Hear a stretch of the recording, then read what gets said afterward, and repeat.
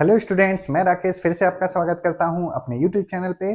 तो आज मैं आप लोगों को इंग्लिश में दिस, दैट, दीज और दोज के यूज को बतलाने वाला हूं। तो चलिए हम लोग उसे सीखते हैं।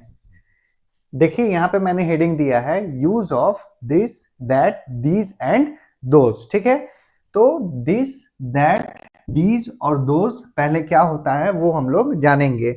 तो ये सारे मेरे या तो डेमोन्स्ट्रेटिव प्रोनाउन होते हैं या डेमोन्स्ट्रेटिव एडजेक्टिव।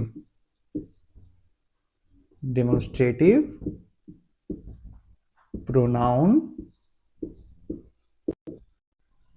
या एडजेक्टिव। ठीक है, तो दिस, दैट, दीज और दोज क्या होते हैं? या तो डेमोन्स्ट्रेटिव प्रोनाउन या डेमोन्स्ट्रेटिव एडजेक्टिव होते हैं। डेमोन्स्ट्रेटिव का मतलब होता है संकेतवाचक। संकेतवाचक।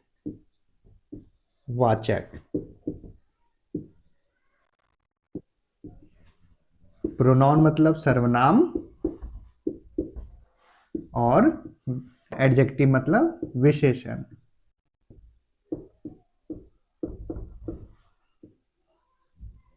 क्लियर है?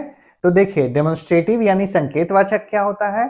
तो अगर हम लोग किसी व्यक्ति, वस्तु या जानवर की ओर इशारा करना चाहें, इशारा में उसके बारे में कुछ बतलाना चाहते हैं, तो हम लोग उसे क्या कहते हैं? डेमोन्स्ट्रेटिव। यानी अगर कोई वस्तु मेरे पास है या दूर है, हम लोग उसका बोध करवाना चाहते हैं, तो वहां पे हम लोग डेमोन्स्ट्रेटिव प्रोनाउन या एडजेक्टिव का यूज करते हैं। तो चलिए अब हम लोग दिस और दैट को देखते हैं। दिस, दैट,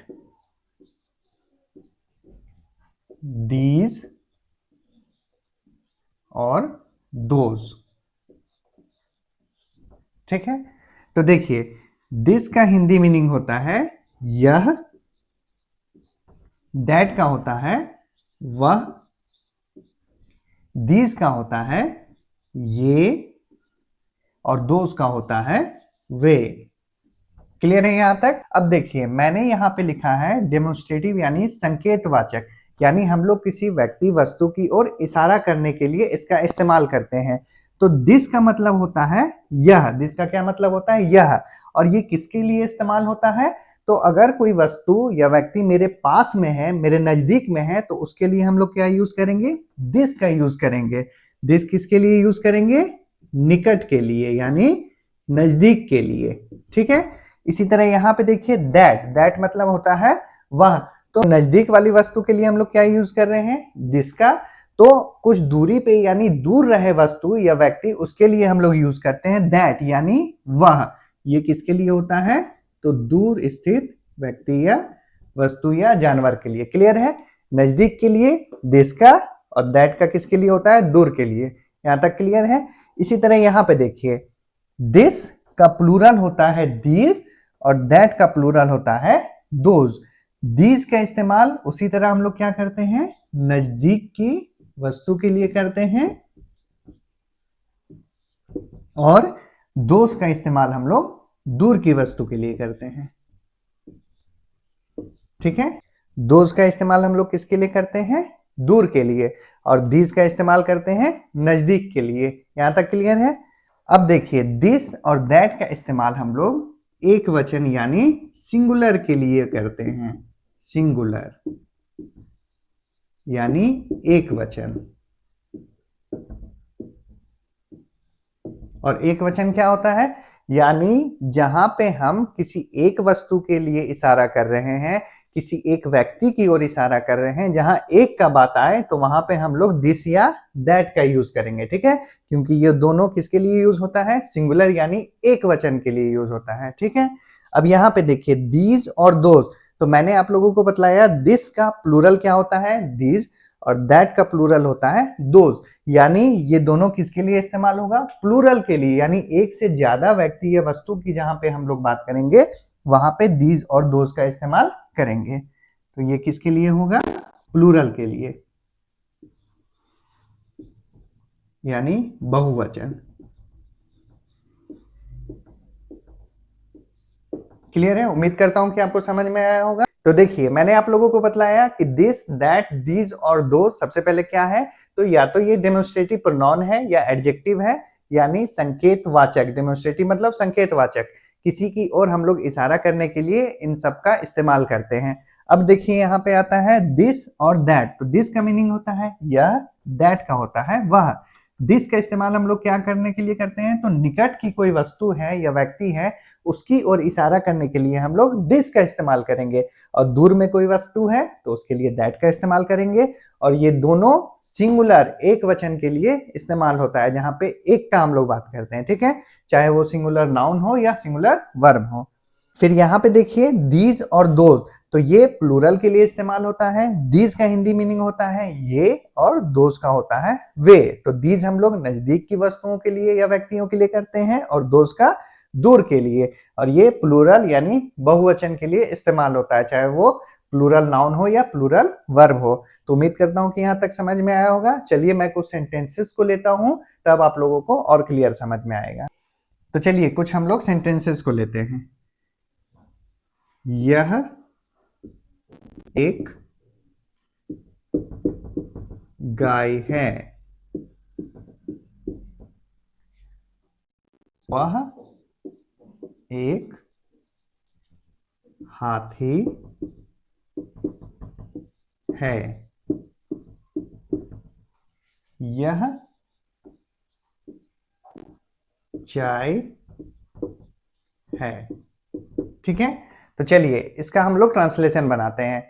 यहां पे है यह एक गाय है, तो यह का क्या होता है, दिस होता है। यह का क्या होता है, दिस। तो दिस इज अ काउ। ठीक है, तो इसका ट्रांसलेशन क्या हो जाएगा, यह एक गाय है, तो दिस इज अ काउ। यानी इससे क्या बोध हो रहा है, चूंकि यहाँ पे यह है और यहाँ पे हम लोगों ने दिस इस्तेमाल किया है, तो इससे बोध हो रहा है कि ये गाय जो है वो हमारे नजदीक है, इसलिए हम लोग क्या इस्तेमाल किए हैं, दिस किए हैं। तो this is a cow. Clear है, तो नजदीक की वस्तु के लिए ये दिस का इस्तेमाल होता है, चाहे वो व्यक्ति हो, वस्तु हो, जानवर हो, या किसी स्थान के बारे में हम लोग कहना चाहें तो दिस का इस्तेमाल करेंगे। इसी तरह यहाँ पे देखिए वह एक हाथी है, तो वह के लिए मैंने क्या बतलाया, तो दैट का इस्तेमाल करते हैं, और दैट यानी वो हमसे दूर है, तो यहाँ पे इसका क्या बनेगा, तो that is an elephant. Clear है, तो इसका बना दैट इज एन एलिफेंट, यानी यह दूर के लिए इस्तेमाल किया जा रहा है। हाथी क्या है, तो हमसे दूर है, उसकी ओर इशारा कर रहे हैं, और वो हमसे दूर है, इसलिए क्या बना, दैट इज एन एलिफेंट। इसी तरह यहाँ पे इसे बनाते हैं हम लोग, यह चाय है, तो इसका क्या हो जाएगा, दिस इज टी। यह क्या है, चाय है, तो चाय हमारे पास होगा, इसलिए हम लोग क्या इस्तेमाल कर रहे हैं, दिस का कर रहे हैं। उम्मीद करता हूं कि आपको समझ में आया होगा। चलिए मैं कुछ और सेंटेंसेस को लेता हूं तो और क्लियर समझ में आएगा। तो चलिए कुछ और सेंटेंसेस को हम लोग लेते हैं। जैसे एक है, वह मोहन है। फिर एक लेता हूं, वह रानी है। ठीक है, देखिए दो सेंटेंसेस को और हम लोगों ने लिया है, वह मोहन है और वह रानी है। ठीक है, तो यहाँ पे क्या इस्तेमाल हुआ है, वह हुआ है, तो वह यानी इससे बोध हो रहा है कि वो हमसे दूर है। मोहन क्या है, हमसे दूर है, तो वह के लिए हम लोग क्या इस्तेमाल करते हैं, दैट का इस्तेमाल करते हैं। वह के लिए क्या करते हैं, दैट, यानी वो हमसे क्या है, तो हमसे दूर है मोहन, तो दैट इज मोहन। क्लियर है, तो देखिए यहां पे वह मोहन है, तो इसे एक और तरीका से बनाया जाता है। वह के लिए होता है ही इज मोहन। ठीक है, ही इज मोहन। अब देखिए इन दोनों में अंतर क्या है, तो दैट इज मोहन ये सही है, ही इज मोहन ये भी सही है, लेकिन यहाँ पे हम दर्शाना चाह रहे हैं कि दैट इज मोहन, यानी हम लोग इशारा कर रहे हैं कि वो मोहन है, हमसे दूर है। तो किसी भी व्यक्ति या वस्तु की तरफ अगर हम लोग इशारा करना चाहें, उसकी ओर संकेत करना चाहें, तब हम लोग दैट या दिस का उपयोग करते हैं। इसलिए यहाँ पे क्या हो जाएगा, इशारा हम लोग पढ़ रहे हैं संकेतवाचक के रूप में, तो इसलिए हम लोग यहाँ पे दैट इज मोहन करेंगे। क्लियर है। अब इसी तरह यहाँ पे देखते हैं, वह रानी है, तो वह से क्या संबोधित हो रहा है कि वह हमसे दूर है। रानी क्या है, हमसे दूर है, तो यहाँ पे बनेगा दैट इज रानी। क्लियर है। यहाँ पे क्या बनेगा, दैट इज रानी, चूंकि हम लोग इशारा कर रहे हैं रानी की ओर। तो उम्मीद करता हूं कि आपको ये भी समझ में आया होगा। तो चलिए हम लोग कुछ और सेंटेंसेस को लेते हैं। जैसे ये लड़कियां हैं, ठीक है, वे लड़के हैं। फिर है एक, ये पुस्तकें हैं। चलिए अब हम लोग इसका बनाते हैं। ये लड़कियां हैं, क्या दिया हुआ है, ये लड़कियां हैं, तो यहाँ पे लड़कियां यानी प्लूरल है, एक से ज्यादा का बात हम लोग कर रहे हैं, तो यहाँ पे ये के लिए क्या इस्तेमाल होगा, दीज। ये के लिए क्या होगा, दीज, ठीक है। These are girls, these are girls, इसका क्या बनेगा, दीज आर गर्ल्स, क्योंकि यहाँ पे प्लूरल का बात हो रहा है। अगर सिंगुलर का होता तो हम लोग दिस का इस्तेमाल करते हैं, लेकिन यहाँ पे प्लूरल का बात हो रहा है, इसलिए हम लोग दीज का इस्तेमाल कर रहे हैं। तो दीज आर गर्ल्स, क्लियर है। इसी तरह हम लोग इसका बनाते हैं, वे लड़के हैं। लड़के हैं यानी एक से ज्यादा का बात हो रहा है, तो वे के लिए क्या इस्तेमाल करते हैं हम लोग, दोज। वे यानी हम लोगों से दूरी पे स्थित है, दूर हम लोग इशारा कर रहे हैं, तो वे लड़के हैं। Those are boys, those are boys. Clear है। इसका भी देख लिया हम लोगों ने। अब देखते हैं, ये पुस्तकें हैं, यानी पुस्तक क्या है, तो हम लोगों के नजदीक है, तो ये के लिए क्या इस्तेमाल करते हैं हम लोग, दीज। दीज पुस्तकें यानी एक से ज्यादा है, इसलिए हम लोगों ने क्या इस्तेमाल किया, दीज। अगर एक के लिए होता तो हम लोग दिस का इस्तेमाल करते। तो दीज आर बुक्स, तो ये पुस्तकें हैं, इसका भी हम लोगों ने बना लिया, दीज आर बुक्स। तो उम्मीद करता हूं कि आपको ये भी समझ में आया होगा। तो चलिए मैं कुछ और एग्जांपल लेता हूं, तो और आप लोगों को क्लियर समझ में आएगा। जैसे यह पेड़ हरा है, यह पेड़ क्या है, हरा है, ठीक है। वे बच्चे नटखट हैं, ठीक है। तो चलिए अब हम लोग इसका भी बनाते हैं। यह पेड़ हरा है, यानी हम लोग किसी पेड़ के बारे में बोल रहे हैं, और यह से क्या संबंधित हो रहा है, तो वो पेड़ मेरे नजदीक है, तो इस्तेमाल क्या करेंगे हम लोग, यह के लिए दिस का। दिस ट्री इज ग्रीन,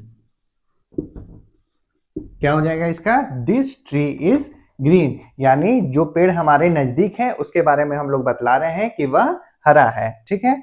इसी तरह यहाँ पे देखिए, वे बच्चे नटखट हैं, यानी बच्चे क्या है, तो हमसे दूर खड़े हैं, उनकी ओर हम लोग इशारा कर रहे हैं कि वे जो बच्चे हैं वो क्या है, नटखट हैं, तो इसका क्या हो जाएगा, वे के लिए हम लोग दोज का इस्तेमाल करते हैं। दोज चिल्ड्रेन आर नॉटी, नटखट का नॉटी, क्लियर है। तो वे बच्चे नटखट हैं, इसका क्या हम लोगों ने बनाया, तो दोज चिल्ड्रेन आर नॉटी। तो उम्मीद करता हूं कि आपको ये दिस, दैट, दीज और दोज का यूज समझ में आया होगा। मैंने बहुत ही इजीली आप लोगों को समझाने का प्रयास किया है। अगर आपको ये वीडियो पसंद आया है तो इस वीडियो को लाइक करें, ज़्यादा से ज़्यादा इसे शेयर करें, और मेरे से आप कुछ भी पूछना चाहते हैं तो कमेंट में पूछ सकते हैं, और मेरे साथ बने रहने के लिए मेरे चैनल को सब्सक्राइब कर लें। और मिलते हैं हम लोग नेक्स्ट वीडियो में नेक्स्ट टॉपिक के साथ। तब तक के लिए धन्यवाद, थैंक यू।